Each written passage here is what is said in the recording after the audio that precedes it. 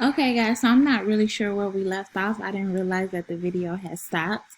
But so far we have title, we have caption, because the words are below the picture. And so we can go ahead and cross that out.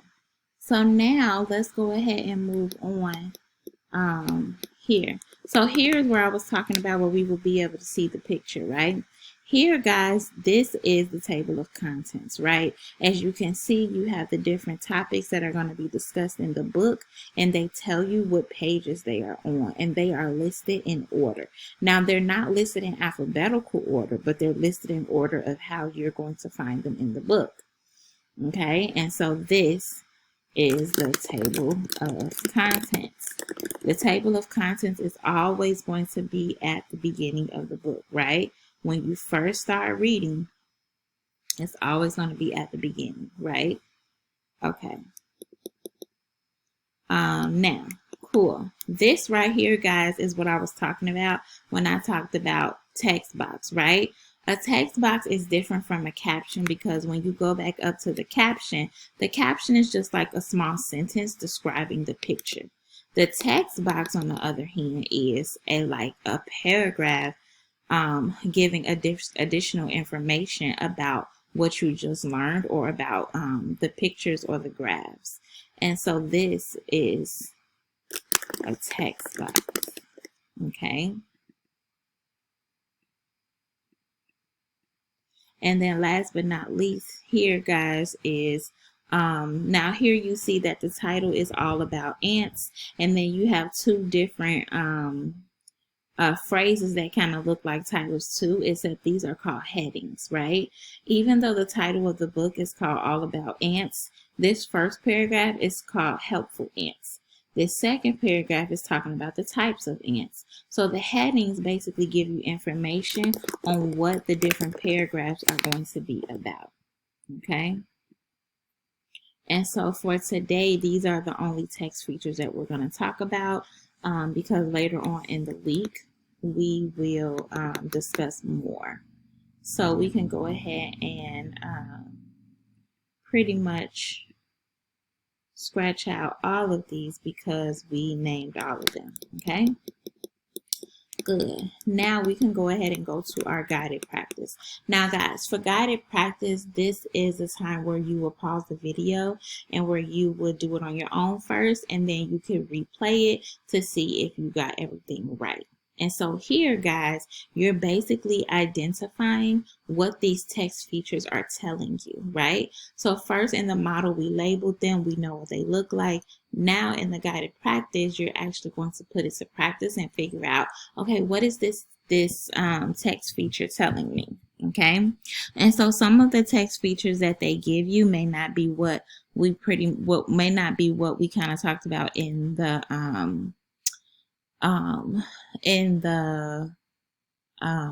board equals paper, but it's pretty much self-explanatory. So let's go ahead and get into the board equals paper, okay? Now here, I want you guys to take a look. Take like 30 seconds to just look at the image. So I see like here it says some directions here. I see the title. I see the author. I see a picture. I see a caption, and then I see something down here that kind of looks like a definition. So I'm just looking at everything here and I'm trying to figure out. And as you can see, the paragraphs are blurred out for a reason because those are not important. What's important are the text features. Okay. So it says the directions tell me. What do directions usually tell you to do? That's just it. It tells you what to do. It says read this article about a famous American writer, then answer questions 4 through 6. So directions tell me what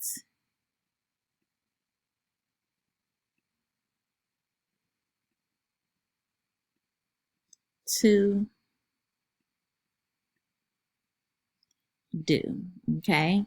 And yours looks a little bit different. You're pretty much filling in the blank. Okay. Good. So the directions tell you what to do. Now look at the title. What does the title tell you? you know that the title is telling you what you are going to read or who you're going to read about. It's basically pretty much telling you the topic, right? Because we know that topics are who or what the passage is about. We know that this passage is about Mark Twain, and so the title tells me the topic.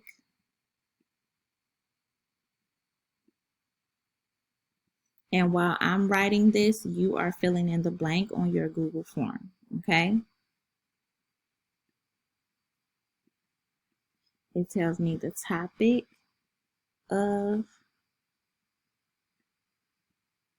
the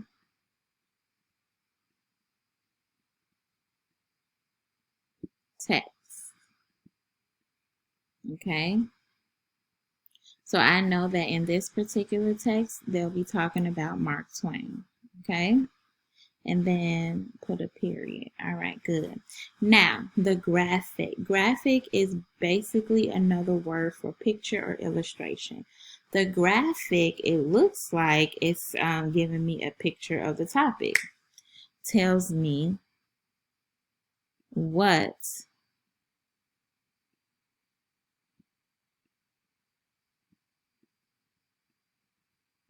the topic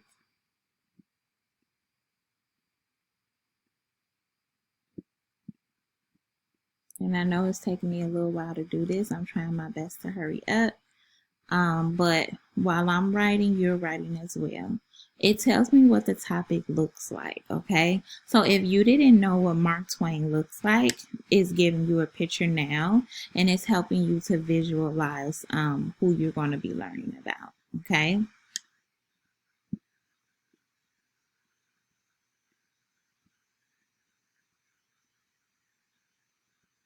Good. Okay. And now here, guys, it gives the caption, right? It says Mark Twain's birth name was Samuel Langhorne Clemens. So the caption is pretty much describing the picture.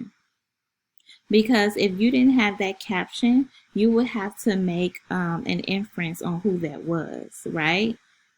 But the caption is telling you all about it. So it's describing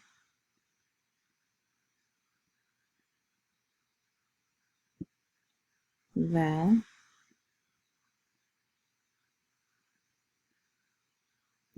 picture. Okay.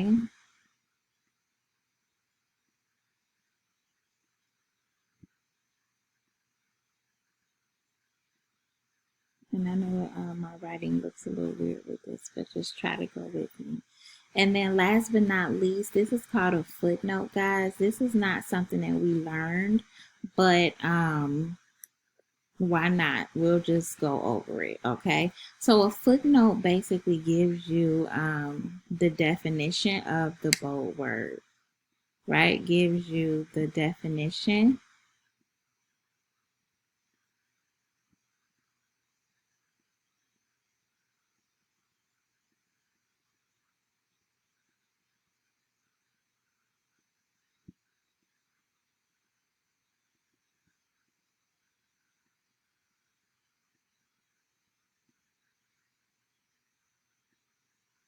of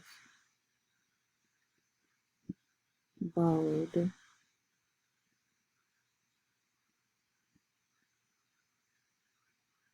words, okay?